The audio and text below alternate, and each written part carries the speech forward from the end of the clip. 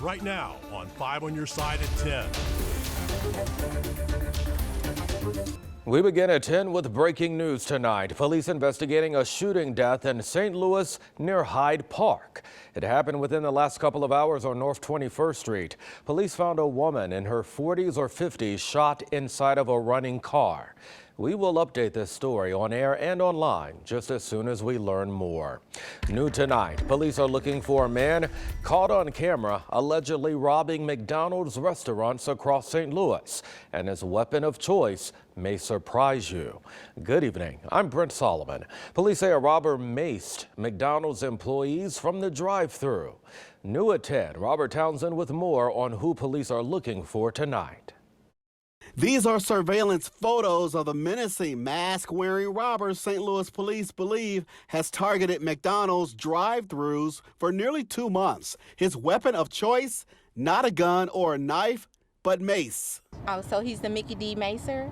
I think is ridiculous. Hard times, but nothing is shocking me no more. No, I wouldn't think that would happen. But police say it did happen 3 times. They say in late November, the robber hit this McDonald's on Lindell Boulevard in the Central West End. By mid-December, he struck at this one on South Jefferson. And 2 weeks later, the gutsy guy made another move at this McDonald's on Southampton. Police say during all 3 crimes, the masked robber walked up to the drive-thrus, sprayed cashiers with mace, stole money from the registers, and then ran off. Police say in one case, the bold bandit stood in front of a drive-thru customer's car as he committed the crime. It's unfortunate, man, but wow, that's like the bottom line of extreme right there now. Investigators think the robber may be in his late teens or early 20s. And police tell us during all the crimes, the mace-wielding robber wore a surgical mask and clear disposable gloves. None of the McDonald's employees were hurt. That's real good news. That's sad, so we need some security guards out here, just so we can feel safe going through the drive-thru. Customers and police hope these surveillance photos pay off before the mace-flashing robber strikes a 4th time. He's struggling. He needs some help.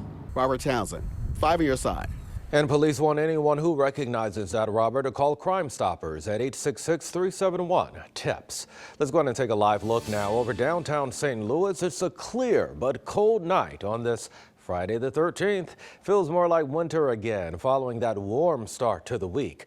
But should we get used to it? Meteorologist Gary Frank here now with the answer. Hey there, Gary. Hey, good evening. I'll tell you what, today was one of those days where we would expect it to be January-like. And, the wind was really a problem the first part of the day. That's not the case anymore. The wind has settled down, and as we've cleared out, you not only notice this in Edwardsville, the wind's still around a little bit, but it's much calmer than it was earlier. The back edge of this cloud cover has pushed through and has started to work its way across the river and the state line as well. And watch how it's done at these temperatures. I mean, we talked about this a little bit if you joined us at 5 and 6, but if you're just hanging out with us now, watch how it's 36 in O'Fallon, 30 in Belleville, but 25 in Wentzville. We've cleared out, and watch how as we've cleared on the Missouri side, we already have some spots that have almost dropped into the teens.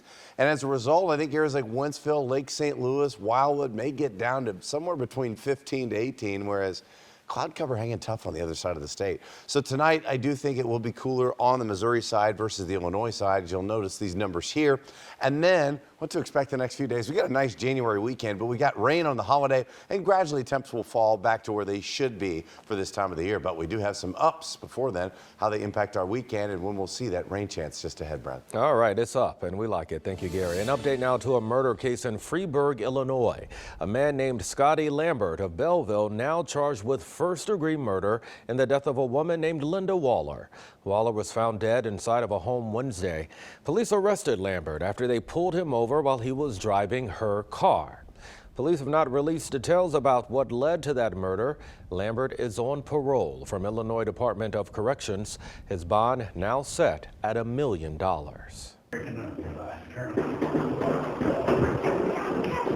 Tonight, a woman is in custody after getting into a shootout with police in downtown St. Louis. This happened at North 16th and Delmar around 8 this morning.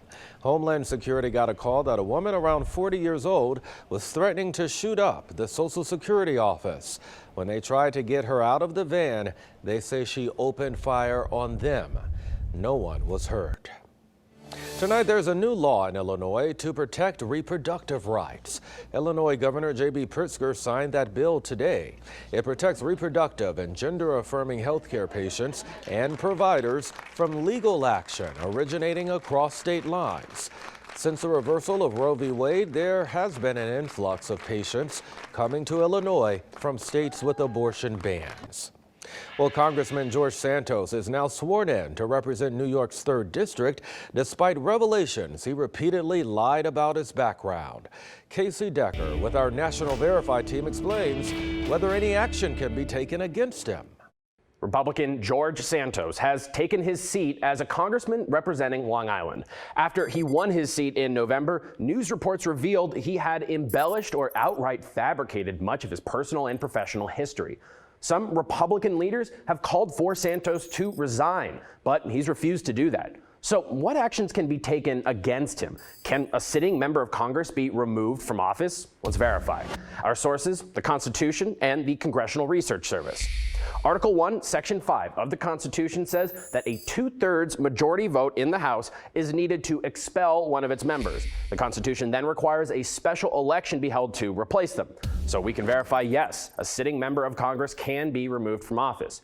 But House Republicans have not indicated they have any intention of expelling Santos. Only 20 members of Congress have ever been expelled, 18 for treason, mostly during the Civil War, and 2 for corruption. An expulsion by 2/3 vote is the only way to remove a sitting member unless they resign or die. The Constitution provides no mechanism for voters or anyone else to recall a member. And even being convicted of a crime and sent to prison can't by itself remove someone from office. They'd still need to be expelled in a vote. Speaker of the House Kevin McCarthy has said he doesn't want Santos to be on any important committees, but that he won't keep him off committees altogether. With your Verify, I'm Casey Decker. If there's something you'd like us to verify, reach out to us on Facebook, Twitter, or email verify@ksdk.com. Well, Tuesday, students at Central VPA High School will return to the classroom for the first time since that deadly shooting back in October. Students will notice some changes there, along with increased security. 5 local artists painted 8 murals throughout the school. We spoke with one of the artists who reflects back on that tragic day in October. Well, when I heard that this happened, it really hit hard. You know, it hit home because, you know, you see these things in other cities and other states and you react to them. But when I heard it was like in my backyard, you know, I'm like, man, these are my people. Now, the school's principal believes art is a source of therapy and a way to inspire students. There will be 15 to 20 therapists at the school on Tuesday, ready to do individual and group therapy. Who wants to be a billionaire? We have the winning numbers from tonight's drawing right after the break. Well, it is time to rev up your engines.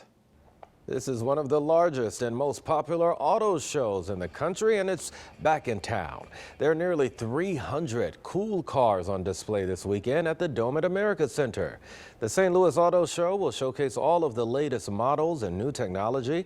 You can even get behind the wheel at some of their ride and drive events and drifting sessions. The show continues tomorrow from 11 until 9. Tickets are $12. Kids under 12 get in free.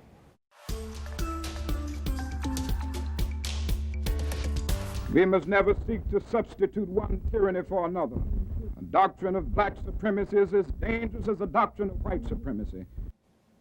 Monday is Martin Luther King Jr. Day. Back in the 1950s and 60s, Dr. King made several visits to St. Louis, including one at Christ Church Cathedral downtown. That was in March of 1964.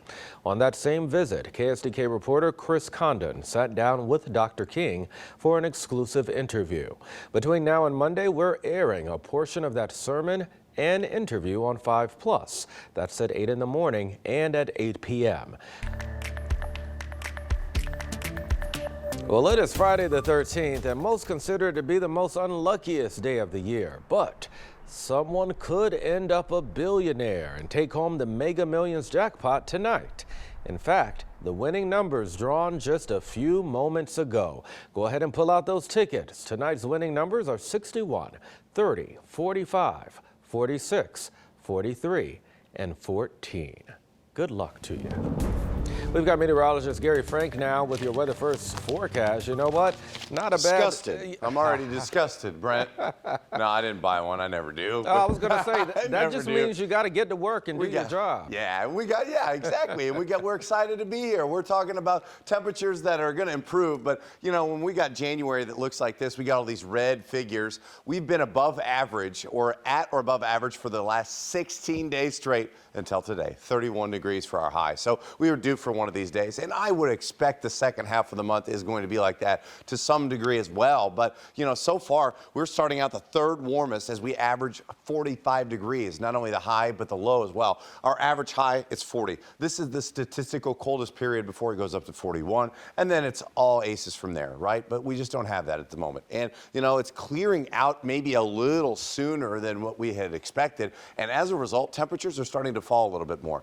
I think we already dropped down to 24, so that's pretty cold just because of that cloud cover has exited. And I'll show you that here shortly. A west breeze at 3 miles an hour, that's another component to this because wind chills right now, even with a light wind, it feels like 16 in Afton. 18 in Millstat. So it is on the cold side for sure. But tonight, I think we'll drop down to about 18. There'll be some other spots that hover around 15, maybe 14, just because of the way things have been. But as those clouds clear, you can see where that little tongue of moisture here earlier, but then that clearing line really has settled in and kind of hung around. But you can literally right about here, you can see where that back edge of that cloud cover is. So it has really worked its way across the bi-state, and that's going to push that colder air out. But we also have this warmer air as that southerly breeze will transition for us probably tomorrow morning. So even though we're going to start out cold, we finish nicely, and mild air kind of settles with us the first part of the week, and then we'll transition to our next rain chance. And that's going to be overnight Sunday into Monday. Cloud cover increases again, and then we'll start to see our best chance for rain Monday early morning. Now, I know it's a holiday, but there'll still be people on the roads. Some people have to go to work. Your commute is going to be wet, so be prepared for that. And then we'll see maybe a few breaks in the rain. This is not an all-day soaking rain, but it is a steady off and on rain that we'll have to deal with breaks, 15, 20 minutes, and then another period of it. So just be prepared for that. And then, you know, honestly, it's going to stay above average once again. 44, 53, and 60. We have scattered showers on Monday. We're in the 50s, and then we'll nudge back down into the 40s. So yes, it is not going to be in the 60s and 70s like we had the first part of this month, but all things considered, during the statistical coldest portion of the next 7 to 10 days, we're still above average, and we'll monitor this rain and snow chance right now. It does not look like anything that's going to be sticking in our area. Yeah, it looks pretty good, but I see that losing lottery ticket on the ground. Yeah. Pick it up. I will. I'll recycle. We'll recycle. Yeah, clean up after yourself, man. Thank you so much, Gary. We've got Corey now with 5 on your sideline.